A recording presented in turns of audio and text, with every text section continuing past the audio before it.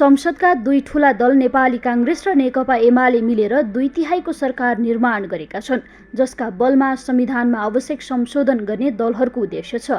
2/3 सरकार निर्माण गरिसकेका कांग्रेस र एमाले संवैधानिक परिषदमा पनि बहुमतको भाग खोजिरहेका छन्, जसका लागि प्रतिपक्षी दल रासोपाबाट उपसभामुख बनेकी इन्दिरा राणा मगरलाई पदबाट राजीनामा दिन दबाब दिइरहेका छन्। पदीय मर्यादाभन्दा बाहिर गएर असम्बन्धित व्यक्तिलाई अमेरिका पठाउने प्रयास गरेको भन्दै उपसभामुख इन्दिरा राणा मगरको सत्तारूढ दलहरूले राजीनामा माग गरेका छन्।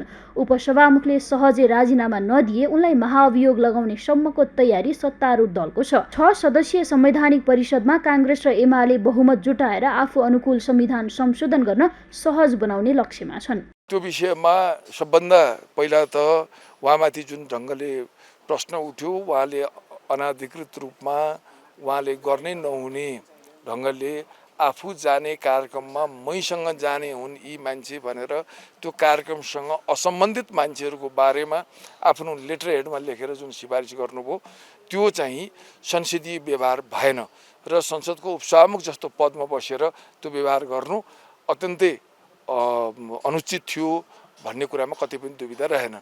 संवैधानिक परिषदमा प्रधानमन्त्री, सभामुख, प्रधान न्यायाधीश, राष्ट्रिय सभा अध्यक्ष, प्रमुख प्रतिपक्षी दलका नेता र उपसभामुख सहित 6 सदस्य हुन्छन्। यसमा प्रधान न्यायाधीश तटस्थ हुँदा अध्यक्षमा प्रधानमन्त्री र सभामुख मात्र सत्ताधारी दलका छन्, जसका कारण सत्तारूढ दल कांग्रेस र एमाले उपसभामुख राणालाई हटाउने र आफ्नो दलका नेतालाई संवैधानिक नियुक्ति दिने रणनीतिमा छन्। संवैधानिक परिषदमा बहुमत जुटाउन दलहरू परिषदकै अङ्ग रहेको राष्ट्रिय सभा अध्यक्षको पद पनि आफू अनुकूल बनाउने मनसायमा देखिन्छन्। राष्ट्रिय सभामा अहिले माओवादी केन्द्रबाट नारायण दाहाल अध्यक्ष छन्। माओवादीका अध्यक्ष पुष्पकमल दाहालका भाइ रहेका अध्यक्ष दाहालको कार्यकाल 82 फागुनमा सकिँदैछ। अध्यक्ष दाहाललाई पनि हटाउन सक्ने आशंका प्रतिपक्षी दलहरूलाई समेत परेको छ। सत्ताधारी दलहरूले 2/3 दम्ब देखाएको आरोप लगाउँदै उनीहरूको मनसाय सही नदेखिएको प्रतिपक्षी दल माओवादीको आरोप छ।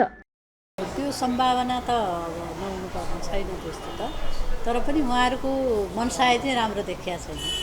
उहाँहरूले जुन मनसाय चाहिँ व्यक्त गरिराख्नु भएको छ उपसभामुखकै सन्दर्भमा राष्ट्रिय सभाको अध्यक्षको हकमा त अहिलेसम्म त्यसरी चाहिँ उहाँले उठाउनु भएको छैन। त्यस कारणले गर्दाखेरि उपसभामुखको विषय जसरी उठाउनु भएको छ उहाँहरूको नियत सफा देखिरहेको छ। कमजोर देखिएको प्रतिपक्षलाई कांग्रेस र एमाले पेलेर झन शिथिल बनाउने उद्देश्यमा छन्। अहिले सरकारमा दुई दलकै हालीमुहाली चलेको छ। प्रतिपक्षी दलको सडक आन्दोलन गर्ने चेतावनीलाई बेवास्ता गर्दै पेल्दै अघि बढेको कांग्रेस एमालेको सहकार्य दिगो हुनेमा भने आशंका छ। सगरमाथा टेलिभिजनका लागि क्यामेरामा प्रताप लामाका साथमा यशोदा भण्डारी, काठमाडौँ।